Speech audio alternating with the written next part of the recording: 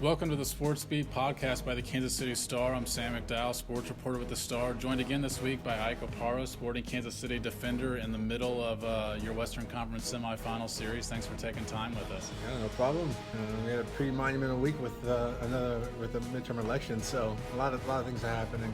Yeah, let's start there and maybe not get into exactly how each of us filled out our ballots, but more just how you arrived at your vote. So tell me your thinking process and going into an election, what you read up on and how you decide what you're going to vote. Yeah, I just think that when you come to any election or anything that does with voting, especially there's so much information out there, and really I won't say it's impossible, but it is really difficult to know or to be knowledgeable on so many topics. And so you kind of figure out, or you find what important to you, or topics that are important to you, and go from there. And it's been interesting because I think politics comes up a lot with with guys on this team or a lot of my friends, and so just hearing reasons why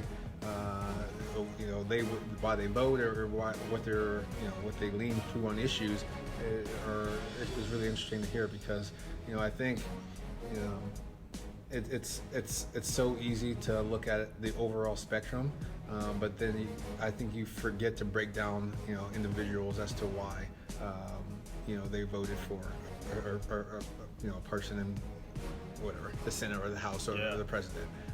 So I always find it interesting, and I just think that some people do it more so for society than themselves, and more people do it for themselves than society. Either way, I think either way is fine, and it's not to call one selfish or unselfish. Really, it's just it's really difficult to maneuver through this world, and it's fine whichever way you lean and why you vote the way you vote. It's just the bigger picture sometimes gets lost. Yeah, I think there's maybe three categories of voters. I kind of, or just three categories of people going into an election. One, I think, is the people that absolutely know what they're going to vote for, and they try and get other people to see it their way.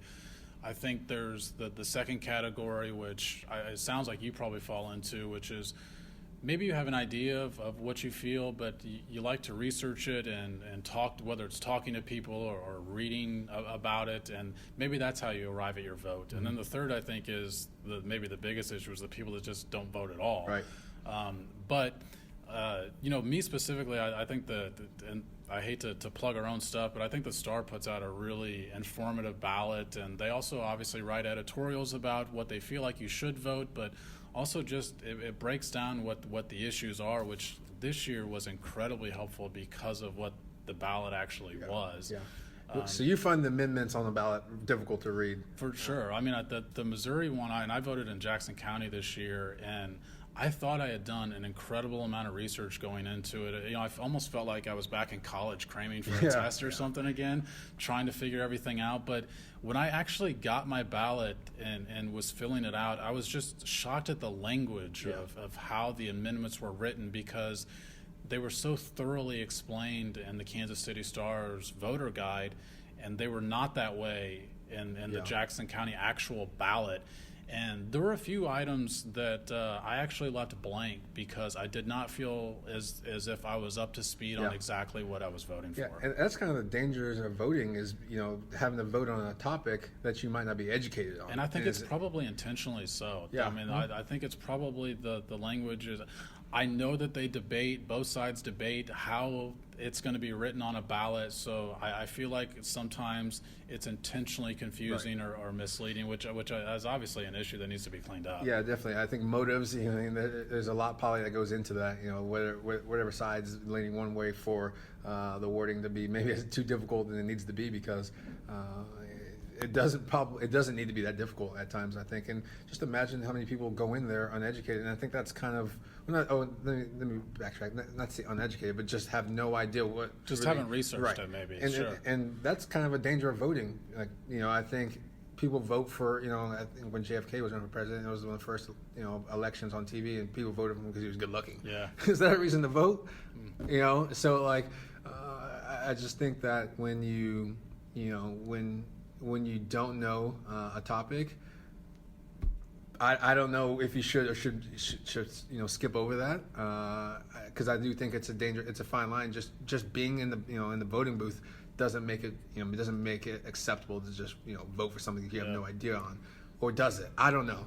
Some people probably feel differently about it. I'm not even sure where I stand. I just think it's very tricky. The one that stands out in that sense are the three amendments, or one was actually a proposition on marijuana. Mm-hmm.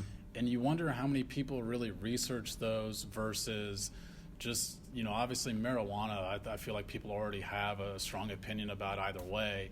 And some of them added taxes to it, and there were a couple different ones there, and sort of gave people a significant, one of them gave, Brad Bradshaw in Springfield a significant power over marijuana if it would have passed. Now that one didn't pass, but I just wondered how many people sort of had researched that going in. Yeah, I don't know. I think that it's a big spectrum, and you can fall anywhere on it, whether from all about the benefits of legalized marijuana, or little about the benefits of it, or if you just like marijuana. I mean, I'm sure that there are many things that went into people's thought process behind it, whether or not they knew it was good for society or not, or think it is or isn't. And so I don't know. That's one of the many. I think when you talk about voting, it's so complex.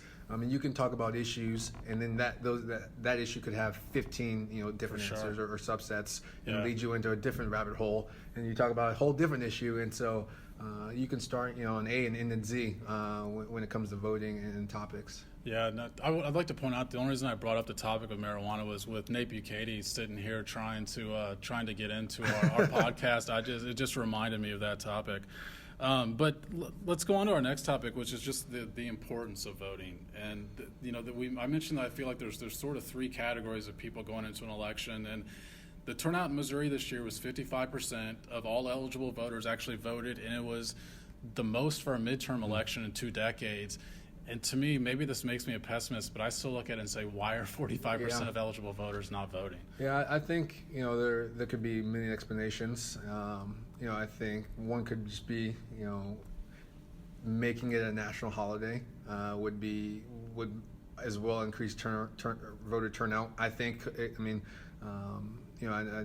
We talked about it a little bit before, but it's not legal. Early voting is not legal in Missouri, and so I think that has a huge impact on people who cannot get off of work or have to make a decision whether to work or to vote, and really that affects the low income jobs more so than the rest. So you're being stuck to make a pretty difficult decision, and so I think that impacts a big percentage of the 45% who aren't showing up, and then I'm sure there's some others as well. But I would love to see at least mandatory employers given mandatory times or half days or whatever the case of, at least allowing their employees to go out and vote if they so choose to do so. The law right now is you get 3 hours in Missouri. Technically, your employer is supposed to give you 3 hours, but I would think that a lot of the people in the classification that you're talking about that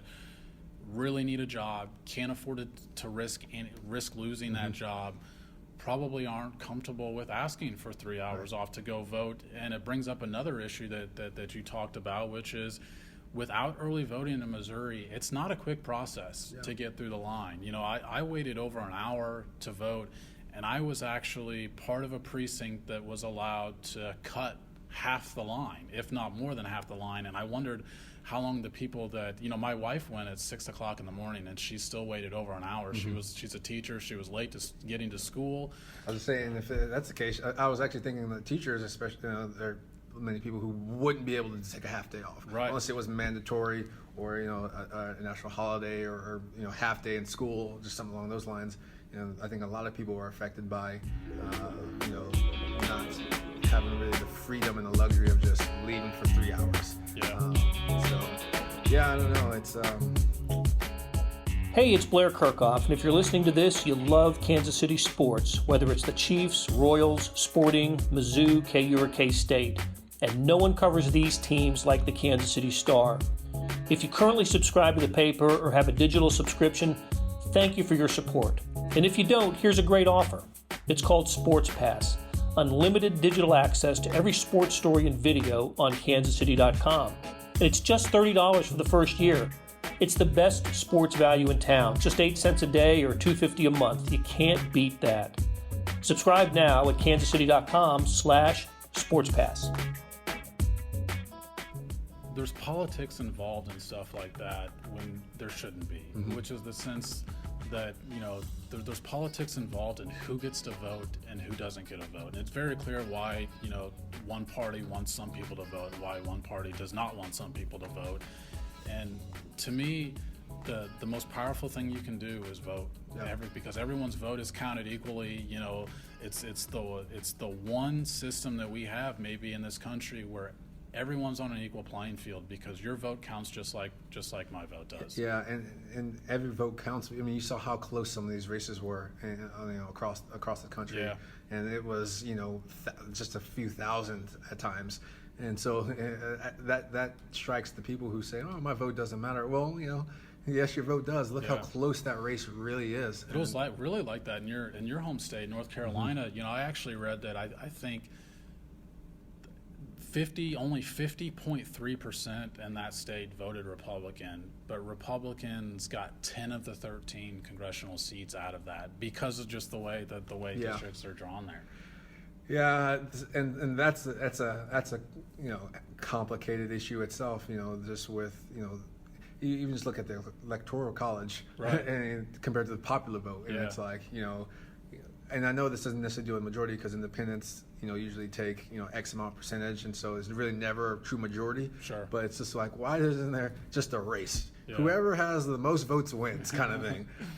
So I think whether it be antiquated or if times need to be more modern, I don't know. But your league does this same thing too, though. For all of its end of the season awards, heck, you benefited from it last year with Defender of the Year. I mean, even it's like a media gets a percentage of the vote, the team gets a percentage of the vote, and they all are just. It sort of is like the electoral college. It is. Not that you wouldn't have won that award. I think everyone voted for you last year anyway. But I think in that case, luckily, I think I swept all three. Yeah. What was it this year, guys? No. But no, it's it's kind of it's interesting. It's the same thing as you go to vote now and some are still paper. As opposed to which was mine. I actually moved this year, and I used to live on the plaza, so more towards. I voted actually a little bit more towards the midtown area, and we were on electronic ballots. This year I'm out in the suburbs, and we've got paper ballots, and you don't necessarily feel real comfortable just putting a piece of paper into a cardboard box the way you did in student council growing up in elementary school or something. I have that same feeling, and it's like, wow, it's very uncomfortable to. Does this count? Yeah, and then I mean, we can even talk about how understaffed some of these polling stations are, and how ill-equipped they are at times, and how wrong information is given, which I'm sure maybe we'll touch on in a bit, but. Then you've got paper ballots, or you got electronic ballots, and it's like, well, why isn't everything just electronic? I mean, we're in 2018, 21st century. Everything we do has to do with technology. Why isn't voter registration online? Why isn't there just an app? For just to keep it very simple, there. Obviously not an app, but and so, but then you're like, oh, voter fraud possibility. I mean, there's so many things. You've got hackers, which there's that rumor from the last election, which we'll see maybe moving forward, and then you just got people who just don't want it to change. And so, and I think that's a big part of it. And I mean, man, just speaking from experience of a company that's going more digital from the paper route, there's a lot of people that are just used to things being a way, and they want them to continue to be that way. They don't want to change. I do think just having an electronic ballot within the polling booth now. I know there were some issues in Clay County where they had some machines that were broken, but the result of that was longer lines. It wasn't incorrect voting, as opposed to some of the issues you talked about, which is some of the staffs, and God bless them for volunteering, first of all, because those are volunteer jobs for the most part. But there were some people, there were some voter ID laws this year in Missouri where you didn't have to have your driver's license to vote this year. You could have even had like a government check. I mean, there were a lot of student ID. There were a lot of different ways you could vote. And some people were turned away because the staff had not been informed of the new voter ID laws and the way to vote. Yeah, and and is there a motive behind that? Is it, is it just miscommunication? That's one thing that, it's always tough to try to distinguish what it is. When you're talking politics, it always seems like there's a little bit of cynicism. Yeah, oh, definitely. And it always feels like it's one party more than the other. Yeah. And so it's like, okay, well, if it's always usually one party more than the other, it seems like there's a trend here and there's a motive here. And so, I don't know, it's hard to imagine that it can be so difficult in today's day, in today's, these times to vote, and how so many eras. And why? Why are we making it more difficult? It should be, again, like I mentioned before, I just think it's the most powerful thing you can do as a U.S. citizen, and it should not be difficult to just enact your right in that sense. Yeah, definitely. And I think, you mentioned how there was more turnout this year, and it felt like, everywhere you went on social media, there was people with their stickers or whatnot. And at first I was like, this is like, why? Like, did you if you didn't post about it, did you even vote, kind of thing? But then I was thinking to myself, it's, and millennials, I think, and it wasn't just millennials, but the millennials, with social media, and they love social media, sure.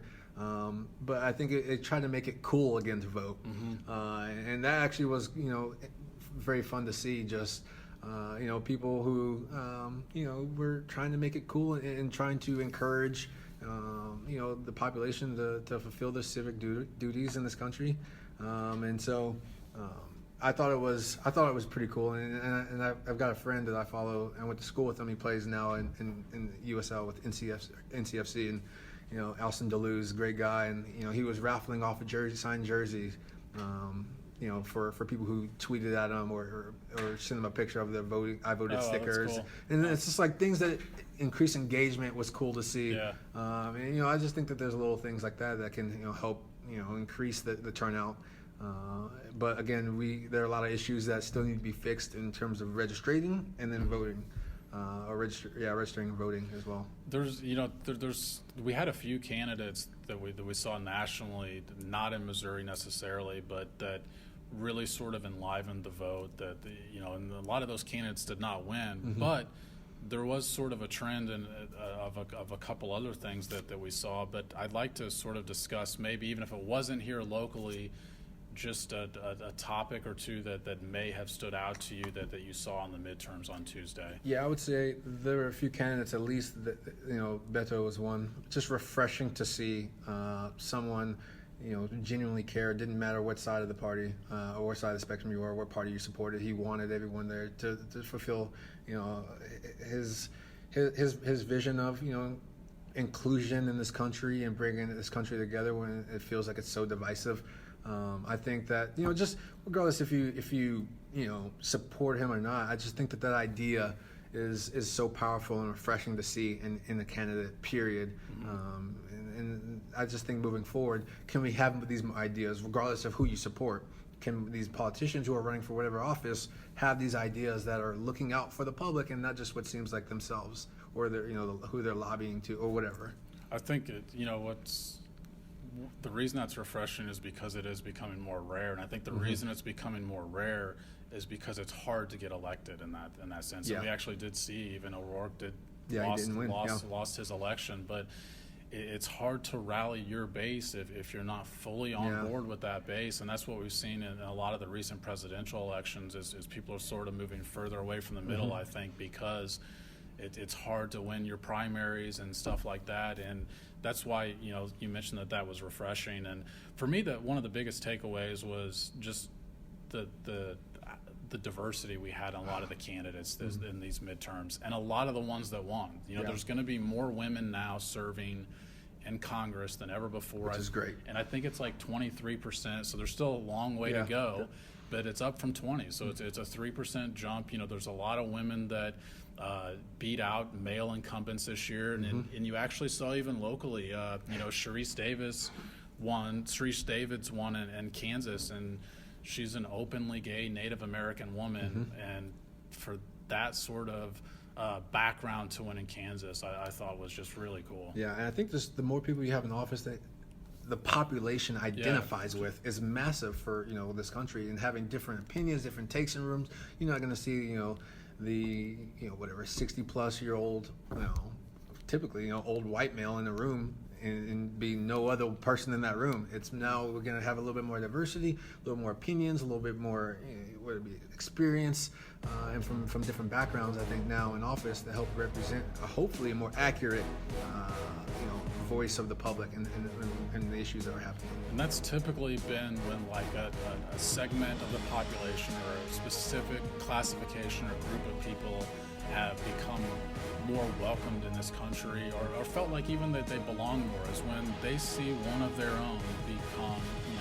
in a position of power. And in this case, like I mentioned, Sharice Davids is only one of only 2 Native Americans to be elected, and it was only because somebody else was also elected. I think it was in California on Tuesday, but she's also the first openly gay woman in Kansas to be elected, which in 2018, on the one sense you want to say about time, but on the other sense, it is a sign of progress, even if you're somebody who feels like maybe there isn't the sign of progress across the national landscape. Oh yeah, definitely. I mean, it's funny we say 2018, but interracial marriage wasn't legal.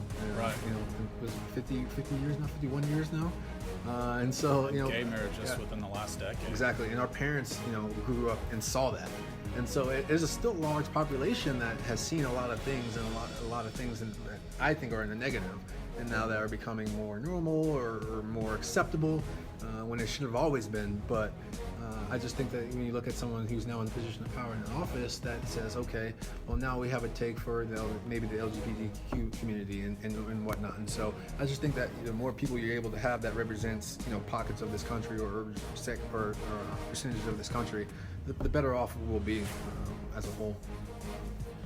All right, Ike, I think that's a good point to end on. Thanks a lot for joining us again this week, and we'll be back next week, hopefully for your sake, with the season still going. Yeah, season's not. Well, I don't want to say that because then I feel like I'm really jinxing it here, but if it's not, I don't know. We'll be here next Thursday. See you next Thursday. All right, thanks for joining us, guys.